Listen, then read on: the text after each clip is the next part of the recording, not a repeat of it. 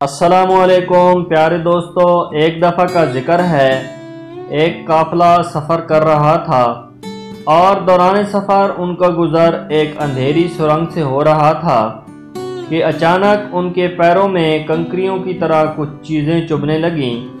اس قافلے میں شامل کچھ لوگوں نے اس خیال سے ان چبھنے والی چیزوں کو کنکریاں سمجھ کر اٹھا لیا کہ ہمارے پاؤں میں تو لگ گئی ہیں، تکلیف پہنچی ہے، لیکن کسی اور کو نہ لگے اور نہ کسی کو پریشانی کا سامنا ہو، اور نیکی کی خاطر اٹھا کر ان کو جیب میں رکھ لیا۔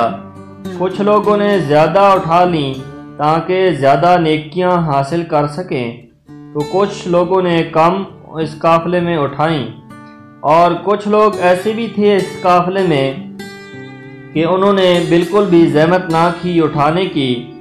جب وہ قافلہ سرنگ سے باہر نکلا تو وہ سب یہ دیکھ کر حیران تھے کہ جو کچھ انہوں نے کنکریاں سمجھ کر اٹھائی تھی وہ سب کنکریاں نہیں بلکہ قیمتی ہیرے تھے۔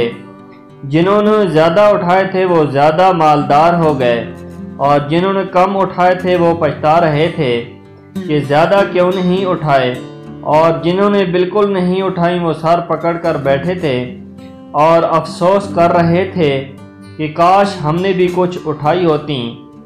دنیا میں زندگی کی مثال اس اندھیری سرنگ جیسی ہے۔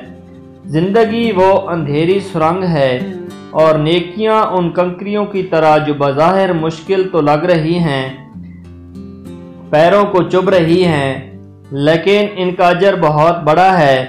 اس زندگی میں جو نیکی ہم کریں گے وہ آخرت میں ہیرے کی طرح قیمتی ہوگی، اور اس وقت انسان پچھتائے گا کہ کاش میں نے دو چار مشکلات اور اٹھائی ہوتیں، کچھ نیکیاں اور کمائی ہوتیں۔